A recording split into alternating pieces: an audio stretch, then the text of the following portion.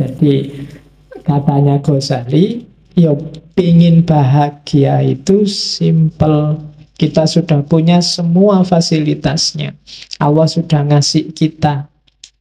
Apa yang dikasih? Kenikmatan duniawi dan kenikmatan ukhrawi.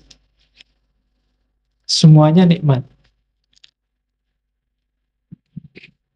Yang pertama, ini ranking 1, 2, 3, 4, 5 itu ranking. Ranking paling atas itu nikmat ukhrawiyah.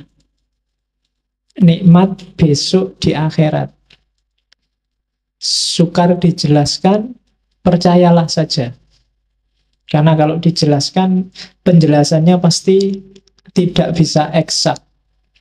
Hasilnya biasanya malah debat. Besok di akhirat kayak gimana? Berapa ya dinginnya surga? Berapa ya panasnya neraka? Kira-kira surga itu kalau pakai AC itu berapa PK kira-kira? Yang itu susah membayangkan. Ngomong yang eskatologis itu hanya bisa dipercaya. Tapi di sana digambarkan nikmat luar biasa. Cuma kenikmatan surga tidak akan bisa dicapai kalau kita tidak ketemu dengan nikmatnya jiwa. Keutamaan nafsiyah. Kalau di dunia ini jiwamu galau, tidak tenang, entah karena apa, tidak mutmainnah, ya kamu tidak akan ketemu kenikmatan ukhrawi. Makanya kan di Al-Fajr itu, ya ayyatuhan nafsul mutmainnah. Kalau makomnya jiwamu belum nyampe mutmainnah, kamu tidak akan ketemu nikmatnya ukhrawi.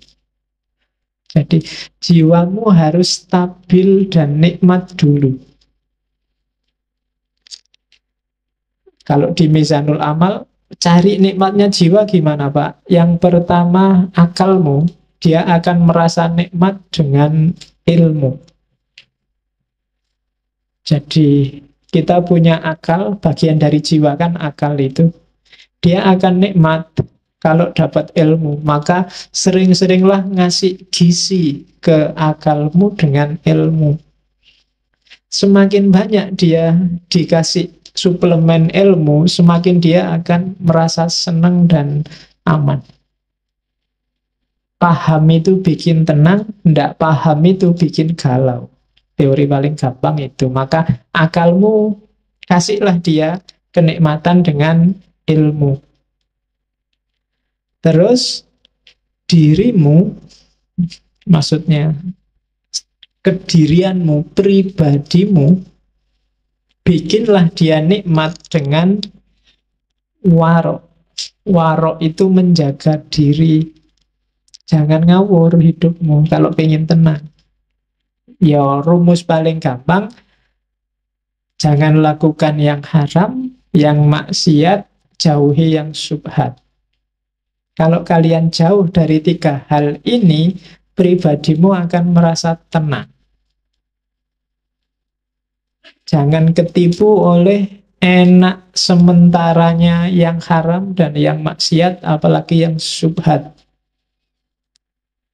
Jadi kalau akalmu selalu dapat suplemen ilmu dan dirimu terjaga dari yang jelek-jelek, kamu akan nyaman, jiwamu akan tenang. Terus yang ketiga, meskipun begitu, kamu juga harus memanjakan jiwamu dengan kesungguhan dan keberanian. Hiduplah yang serius, hiduplah yang punya cita-cita, punya target, dan berani. Yang keempat, adil. Adil itu hiduplah secara proporsional, baik di level fisik maupun di level rohani. Jadi proporsional itu ya yang harusnya 10 dikasih 10, yang harusnya 1 dikasih 1. Fisik itu adil, kalau sehari butuh makan 3 kali, ya dikasih 3 kali. itu adil. Rohani itu adil ya sesuai dengan kebutuhanmu.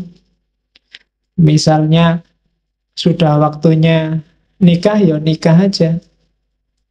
Sudah jatuh cinta waktunya pacaran ya jatuh cinta aja, enggak apa-apa. Nggak usah dibendung-bendung. Saya anti pacaran Pak, enggak mau jatuh cinta Pak. Kalau jatuh cinta ya jatuh cinta aja, kenapa enggak? Wong itu fitrah. Yang enggak boleh kan melampiaskannya kayak gimana. Tapi yang fitrahmu untuk suka pada lawan jenis, bukan yang sesama jenis loh ya. Ya. Itu penuhilah, enggak apa-apa. Kalau ini terpenuhi, kamu akan utama jiwamu, nafsiyahmu, tenang, mutmainnah. Baru kamu dapat kenikmatan ukhrawi. Cuma syaratnya tidak akan sempurna jiwamu tenang kalau badaniahmu tidak sempurna. Ya kayak tadi loh. Kalau fisiknya tidak adil, waktunya ada makannya, kamu puasa terus, harusnya ada tidurnya, kamu pakai melek terus, jiwamu juga tidak akan tenang, tidak akan mutmainnah.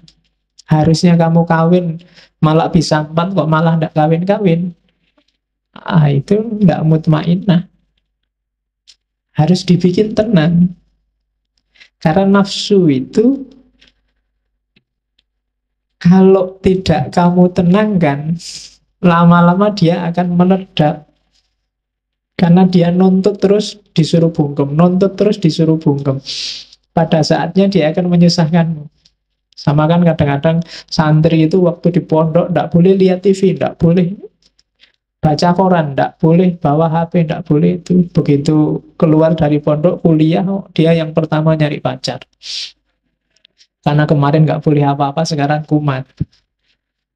Ya, jadi ndak, badaniahnya beres dulu. Kalau badaniahnya nggak beres, jiwamu ndak akan beres. Kaya dulu, punya istri dulu, pinter dulu, fasilitas dulu, baru jiwanya bisa tenang. Jadi badaniah.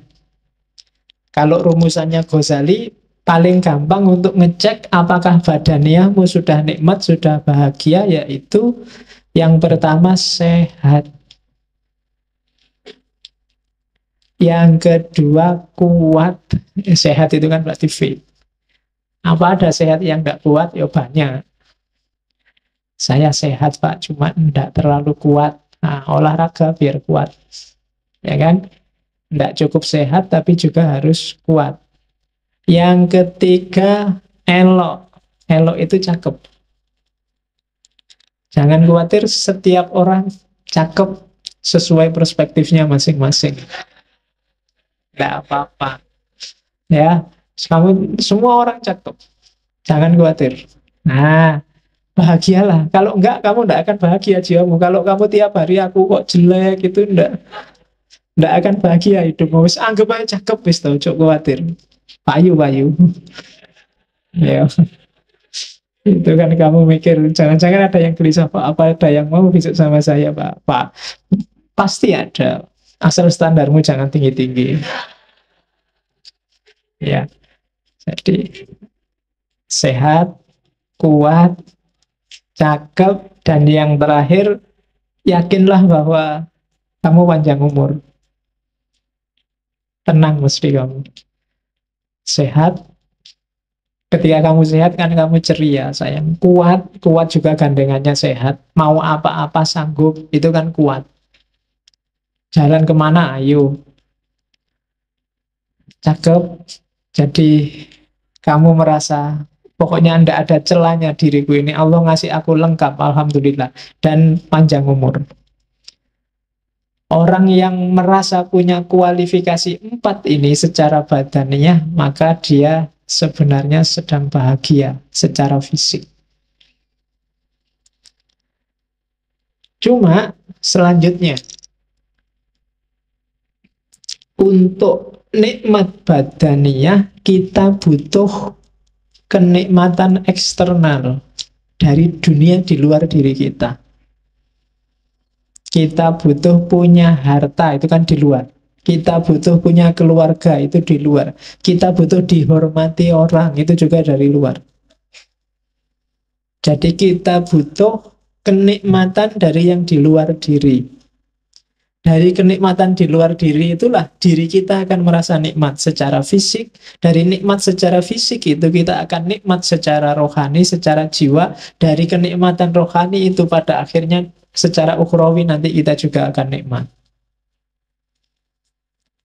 Cuma kenikmatan dari luar itu butuh pelengkap luar yang sangat luar. Apa bahasanya? Yaitu apa? Kenikmatan taufikiyah. Kenikmatan yang menunjukkan kalian merasa bahwa Allah itu sayang padamu dan ngasih banyak padamu.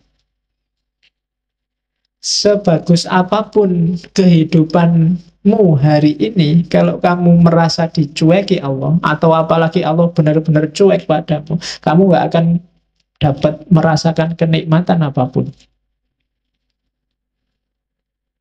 Kamu melakukan korupsi, enak loh korupsi itu, kamu dapat banyak uang, mau apa aja bisa. Tapi karena kamu tahu bahwa dengan kamu korupsi ini, Allah tidak akan ridho padamu, maka tidak jadi nikmat. Kamu nyontek ujian.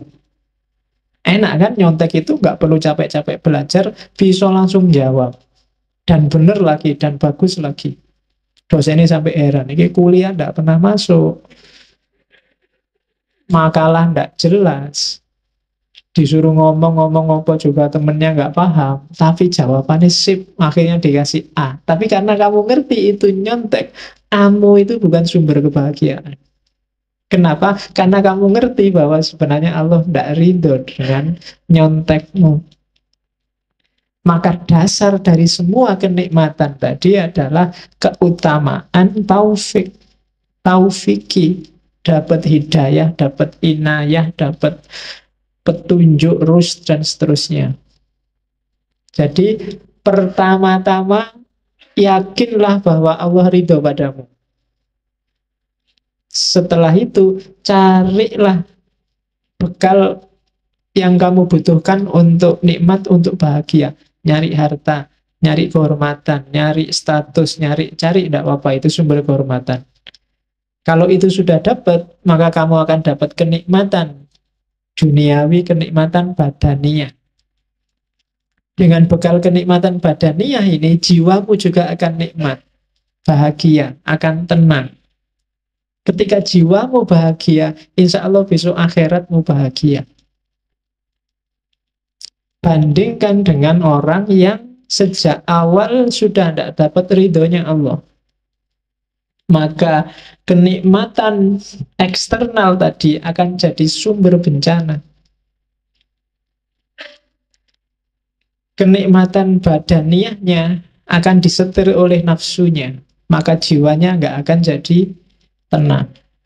Dan di akhirat juga otomatis kacau. Jadi rumus pertama bahagia adalah pastikan bahwa menurutmu yang kamu lakukan itu diridhoi oleh Allah. Oke, setelah itu baru mikir nyari uang di mana, nyari kerja di mana, nyari istri di mana. Kalau sudah dapat kekayaan, dapat status, dapat kerja, itu kan nikmat. Hasilnya semua itu kenikmatan badaniyahmu. Kamu jadi sehat, kamu jadi kuat, kamu jadi elok, kamu jadi tampan. Kemarin nggak punya duit, beli sampo sama sabun aja. Nah, kan? Kalau duitnya banyak kan sekarang santai, beli parfum, beli make up, malah bisa. Kalau itu sudah terpenuhi kan jiwamu kan tenang. Dan setelah jiwamu tenang, kamu nambah lagi menyempurnakan jiwamu, misalnya dengan cari ilmu, dengan memelihara diri, dan seterusnya. Maka ketika kamu meninggal, kamu akan mutmainnah. Dan kamu akan dapat kebahagiaan ukhrawi. Hati-hatilah Kalau kebahagiaanmu hanya karena urusan makan, minum, dan semua kebutuhan biologis, maka kamu termasuk kelompok bahaim.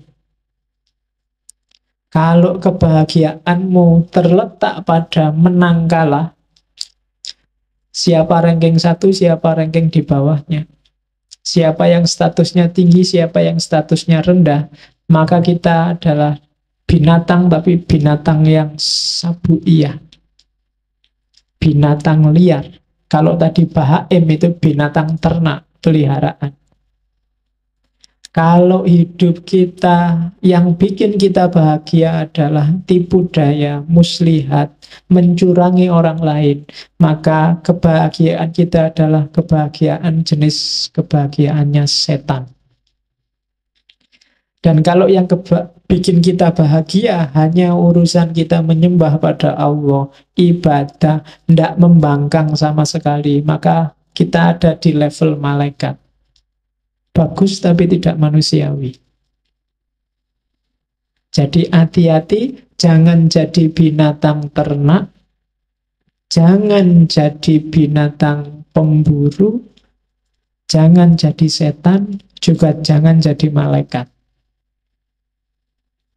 Nah, susah ya kalau dilarang jadi malaikat. Kamu mesti komplain. Oh, malaikat kan bagus, Pak. Enggak. Kita oleh Allah disuruh jadi manusia. Kalau manusia berarti, yo ada bahaimnya dong. Yo kita butuh makan, butuh minum. Butuh yang itu juga. Ya kan? Padahal aku ngomong yang itu loh ya. Kamu kok pikirannya ke sana. Isi pikiranmu berarti yang itu-itu. Aku nggak ngomong apa-apa loh. Terus, sabu iya. Kalau yang ada di pikiranmu sekarang, kapan ya aku ranking 1, kok kalah terus aku rankingku ranking 40 terus. Yang di pikiranmu itu, kapan aku menang ya, kapan status sosialku tinggi ya, kapan aku, itu berarti yang menang dalam dirimu adalah sabu iya. Kalau yang ada di pikiranmu urusan muslihat, trik-trik gimana caranya aku bisa sukses, gimana caranya aku bisa kaya, trik-trik kayak gitu, maka kita ada di levelnya setan. Tapi kalau yang ada dalam dirimu, pokoknya kita harus pasrah 100% pada Allah, ibadah jangan sampai putus, yang nggak boleh bantah Allah sedikit pun, itu berarti kita sudah nyampe makom malaikat. Dunia sudah tak tinggal, pokoknya aku hanya Allah saja. Ya enggak apa-apa, itu berarti makomnya malaikat. Cuma kalau malaikat tidak ada bahaimnya, kamu puasa terus, kamu sholat terus, tanpa makan, tanpa ngopeni hidup dunia juga tidak manusiawi. Tidak ada sabu iyahnya, kamu nggak punya hasrat, nggak punya ambisi, nggak punya cita-cita, kamu juga tidak manusiawi, tidak akan bisa menjalankan perintahnya Allah untuk jadi khalifah di muka bumi. Kalau kamu tidak kayak setan, tidak cerdas, tidak kreatif, ya kan? Licik itu bagus untuk hal yang baik. Setan itu kan untuk hal yang jelek. Licik itu kan berarti mikir, nyari celah yang orang lain nggak melihat. Oh, itu untuk hal-hal yang bagus. Kamu namanya kreatif. Gitu loh. Ya kayak Hasan bin Sabah tadi kan, assassin kan. Dia nggak bunuh kan, itu kan pinter. Karena jahat maka namanya licik. Tinggal naruh pisau di bantalnya musuhnya, sudah selesai. Nggak perlu harus ngebom lah, nggak perlu bom bunuh diri lah, nggak perlu capek-capek. Naruh aja kalau ada mobil Jokowi lewat, kamu taruh pisau di kursinya Jokowi, itu selesai. Kalau kamu nggak ditangkap ajudannya loh. Jadi coba hati-hati, dikontrol lagi apa yang bikin kamu bahagia. Kalau yang bikin kamu bahagia luar biasa adalah ketika kamu ranking 1 dan semua temenmu kalah, maka ada sabu iya yang dominan dalam dirimu.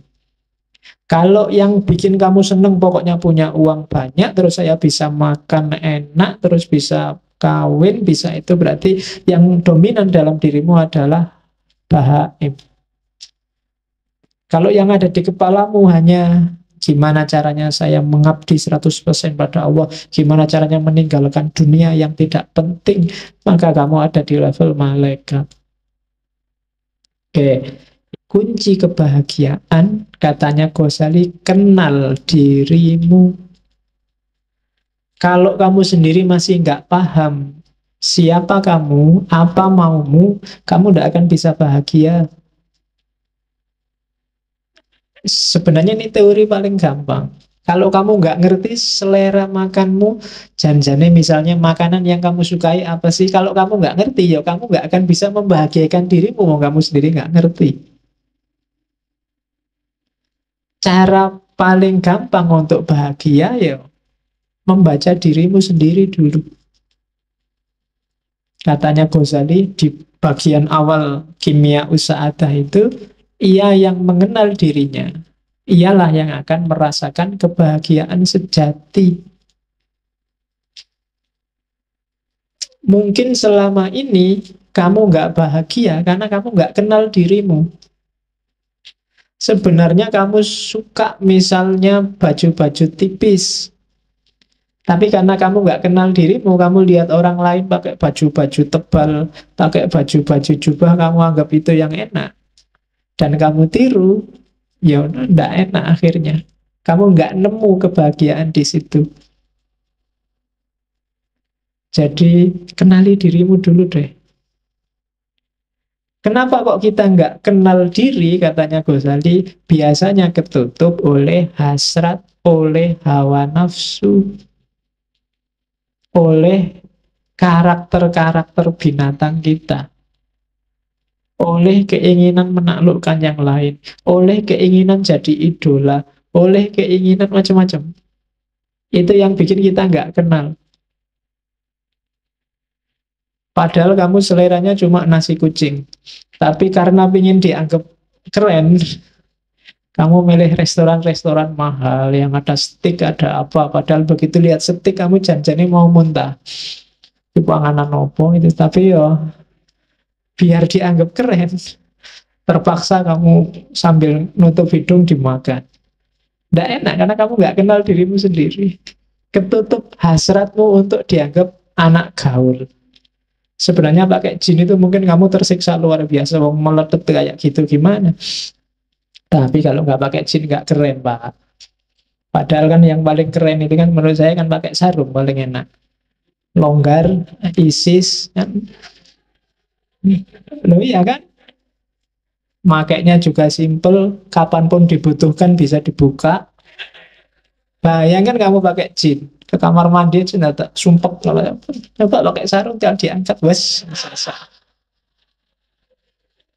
Nah iya kan? Loh, itu kecenderungan jiwamu tidak bisa dibohongi. Jadi kenali dirimu. Oke. Terus dan jangan salah, katanya Ghazali, mengenal diri itu manfaatnya dua. Begitu kamu jernih membaca dirimu, semakin ke dalam, semakin ke hakikat sebenarnya siapa itu manusia, justru di paling dasar kamu akan ketemu gambarnya Tuhan. Ya kan?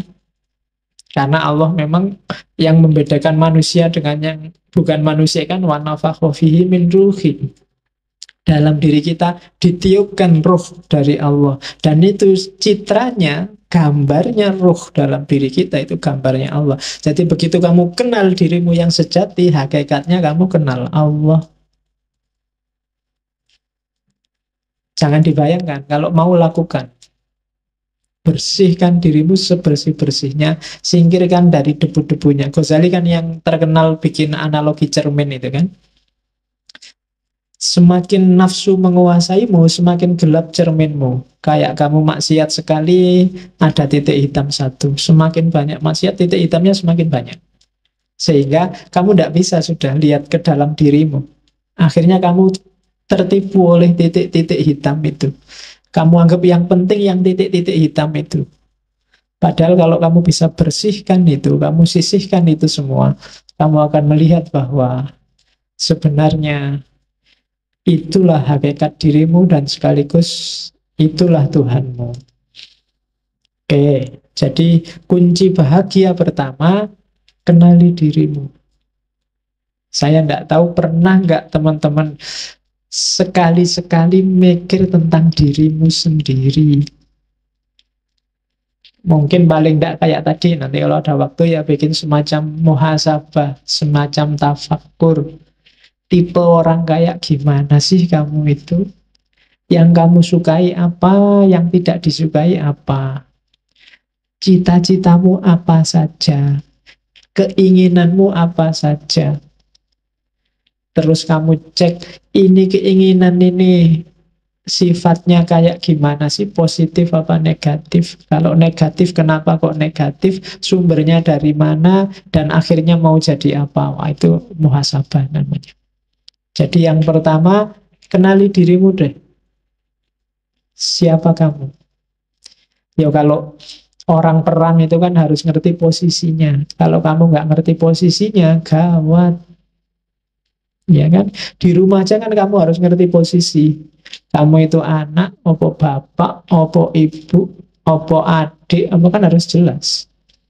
Kalau kamu di rumahmu anak tapi merasa kayak bapak, kan gawat.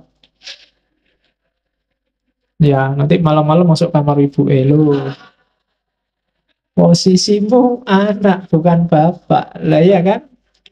Harus jelas. Nah, itu maka kamu dalam hidup ya gitu harus muhasabah. Jangan-jangan kamu itu teman, apa sahabat, apa pacar, apa musuh kan juga harus jelas. Biar menyikapinya juga enak. Maka know yourself. Ini kan pesannya Socrates yang paling awal kan, kenali dirimu. Ya, itu kalimat-kalimat di Kimia Usada. Coba deh kalau sanggup, tanyakan, siapa aku dan dari mana aku datang? Kemana aku akan pergi? Apa sih tujuan kedatanganku dan persinggahanku di dunia ini? Di mana sih kebahagiaanku dapat ditemukan? Tanyakan itu, coba jawab. Ini PR-mu nanti malam.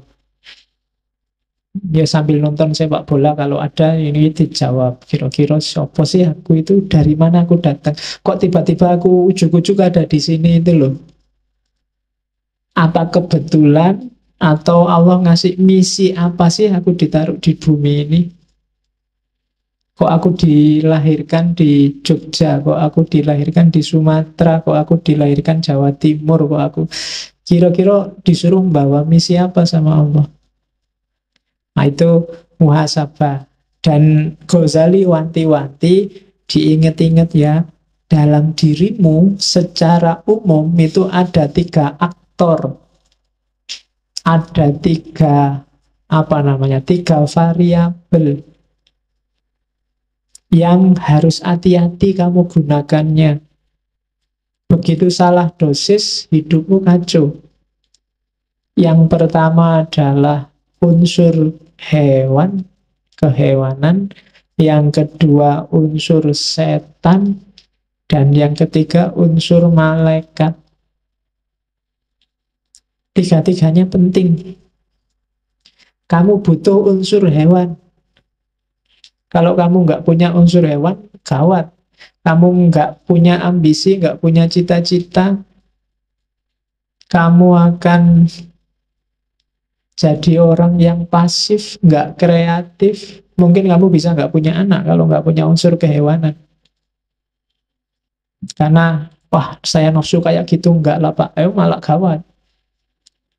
Harus punya yang itu. Cuma dosisnya dan caranya diatur. Jangan sembarangan. Nah, kalau sembarangan jadi hewan beneran.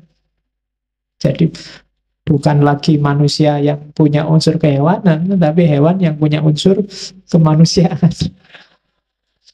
Wale. Jadi harus ada. Setan juga begitu. Belajarlah dari setan apa? Kecerdikannya. Setan itu pinter, cerdik. Nggak gampang loh, bisa bohongi orang, ngerayu orang, diplomasi itu perlu belajar dari setan. Ah ya kan? Lu kalau nggak cerdas luar biasa, nggak bisa jadi setan. Kamu bisa mengerayu orang, orangnya punya akal. Manusia kan dikasih bekal akal, dan itu setan ditantang untuk menaklukkan, dan sering sukses. Ya kan? Loh, setan itu kan sering sukses. Kadang-kadang setannya belum ngapa-ngapain itu sudah sukses. Setan itu ya geleng-geleng kepala, dan yang menungso belum diapa-apain wis manut. Oke. Dan malaikat, jangan salah, dalam dirimu ada malaikat. Potensi untuk pasrah, tunduk total 100% pada Allah tanpa bantah. Karakter-karakter baik 100%. Cuma malaikat yang murni, tidak ada hewannya, tidak ada setannya. Ya, jadi tidak manusiawi. Jadi manusia itu mix antara tiga-tiganya.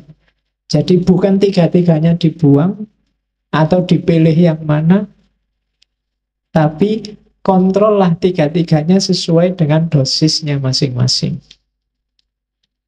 Kalian harus ngerti dosisnya, ngerti takarannya. Jangan berlebihan. Katanya Ghazali, untuk bahagia, waspadai dua hal dan penuhi satu hal. Waspadai syahwat dan amarahmu, dan carilah bekal ilmu. Untuk ngerti semua tadi, untuk bisa kamu muhasabah secara pas dan sesuai, satu-satunya jalan adalah ilmu. Kamu ngerti yang sedang main ini binatang apa malaikat, harus ngerti ilmu. Kalau enggak, ya kamu enggak bisa muhasabah dengan baik. Nah, ini kan ujungnya sebenarnya sama kayak Plato dan Al-Farabi kemarin. Jalan untuk bahagia itu ya ilmu. Dengan ilmu, orang bisa melakukan kebaikan. Setelah dia melakukan kebaikan, pasti bahagia. Kalau di Ghazali kan dibalik. Karena kalau orang awam, ujuk-ujuk disuruh pakai ilmu, mesti males. Wah, kok ilmu belajar ya, baca buku ya, males duluan. Tapi diawali dari, kamu pengen hidup enak enggak? Ya pengen. Kalau pengen hidup enak, ya kontrol dong nafsumu, amarahmu, nanti kamu bisa bahagia. Caranya gimana? Ya ilmu. Jadi ilmunya di belakang. Kalau orang awam lebih enak ditawari manfaatnya dulu. Kalau ditawari ilmu di depan sudah males. Belajarlah biar kamu pinter. Males. Wis tahu mesti. Wis kan dhisik ya ngono. Cuma kalau dibalik, pinter lah. Kalau pinter kamu dapat manfaat gini. Caranya gimana? Ya belajar. Itu kan lebih ringan kalau bagi orang awam. Tapi kalau belum kamu dikasih sholat lah, tahajud. Wah, males ngantuk. Tapi kalau diawali dari, kalau kamu pingin dapat rezeki lancar, istri cantik, apa? Sholat lah, tahajud lah. Itu kalau ngerti embel-embelnya di depan, mesti agak semangat di belakang. Nah, ini logika awam. Dan Ghazali paham betul ini. Cara dia memainkan cara berpikirnya orang awam. Oke, jadi jalan kebahagiaan yang sejati, katanya Ghazali, kuasai amarah dan syahwat, jalannya pakai kekuasaan ilmu. Dan puncaknya ilmu itu ma'rifatullah, kenal Allah. Kalau sudah ilmunya sudah nyampe ma'rifatullah, semua pasti akan tertib. Kamu akan menemukan kebahagiaan sejati. Ma'rifatullah itu dicapai tidak semata-mata dengan baca buku atau belajar teorinya. Beda sama ilmu yang lain. Tapi ma'rifatullah itu ketemunya harus dengan laku. Tidak bisa kamu ngerti teori jujur, tapi kamu harus benar-benar jujur. Nggak bisa kamu hanya ngerti teori berbakti pada orang tua, tapi kamu harus berbakti benar pada orang tua. Ma'rifatullah ilmu yang jenis itu. Jadi akan kamu peroleh sendiri kalau kamu dekat sama Allah. Jadi, dan untuk dekat sama Allah harus ada laku tertentu. Dan kalau orang yang sudah makrifat itu biasanya otomatis urusan yang lain semuanya beres. Sebelum semua urusan beres, orang tidak akan nyampe makrifat. Nah, itu jalan kebahagiaan. Jadi kuasai amarah, kuasai syahwat lewat ilmu. Harusnya semakin pinter orang, semakin berkualitas hidupnya. Dan semakin dia merasa bahagia. Kalau kamu merasa semakin pinter, wawasanmu semakin banyak, kok hidupmu semakin sumpek. Ada yang salah dengan prosedurmu cari ilmu. Silahkan kamu muhasabah sendiri. Pak, saya ngaji filsafat mulai tahun lalu itu perasaan nggak berkembang apa-apa itu, Pak. Ya coba dicek lagi deh, jangan-jangan ada yang salah. Jangan-jangan yang kamu incar dari ngaji ini bukan ilmunya, kopinya mungkin. Iya. Jangan-jangan cuma nyari kopi gratis. Jangan-jangan daripada nganggur. Jangan-jangan, banyak jangan-jangannya makanya. Maka dicek lagi. Terus katanya Ghazali, untuk bisa ngerti takarannya, yang ngontrol harus akal. Kenapa harus akal? Gambarannya kayak kota, katanya Ghazali. Jadi jiwa kita itu adalah kota besar. Rajanya beda sama Farabi kemarin. Rajanya bukan akal, tapi hati. Kolab. Jadi katanya Ghazali, enggak. Akal itu bukan rajanya. Akal itu tunduk pada kolab. Suka dan tidak suka, kecenderungan batinmu. Jadi Ghazali melihat manusia itu disetir oleh kecenderungannya. Akal, dalil, argumen, pikiran itu datang belakangan mendukung kecenderungan hatinya. Maka bereskan dulu hatimu. Karena hati itu rajanya. Bukan kayak di Farabi kemarin, akal rajanya. Jadi kamu itu ikut partai apa dulu, baru kamu cari dalil kenapa partaimu itu bagus. Kamu itu jatuh cinta dulu, baru cari argumen kenapa kamu jatuh cinta padanya. Kamu suka dulu, baru nyari alasan kenapa kamu suka. Atau tidak suka dulu, baru nyari alasan kenapa kamu tidak suka. Jadi rajanya adalah hati. Maka kan banyak pengajian-pengajian manajemen kolbu. Nah, itu bahas raja. Ya besok kita bikin tandingannya, manajemen akal. Iya. Jadi tugasnya akal apa? Akal panglima perang. Hati itu tugasnya ngasih nasihat, berfatwa. Sementara pekerjanya, panglimanya di lapangan itu akal. Prajuritnya itu syahwat dan amarah. Itu dua-duanya ya, yang satu wali kotanya, yang amarah itu polisinya kalau katanya Ghazali. Jadi dalam diri kita itu isinya polisi yang marah-marah, kemudian wali kota yang penuh ambisi, dan panglima yang punya kekuatan ngatur, serta raja yang mengendalikan. Begitu rajanya nggak beres, maka panglimanya juga disuruh ngatur untuk ke arah yang tidak beres. Syahwat akan jadi penguatnya karena dari situ muncul ambisi hasrat. Kemudian kekuatan amarah jadi pendorongnya. Jadi hati-hati, makanya hati harus lembut, baru yang lain ikut lembut. Kalau hati kasar, akalmu juga akan mengarah pada kasar, syahwatmu juga dikontrol oleh kekasaran, dan amarahmu akan semakin menyala. Jadi maka katanya Ghazali, amankan kota jiwamu. Pertama-tama bereskan hatimu, kemudian perintahkan panglima untuk mengendalikan wali kota dan polisi.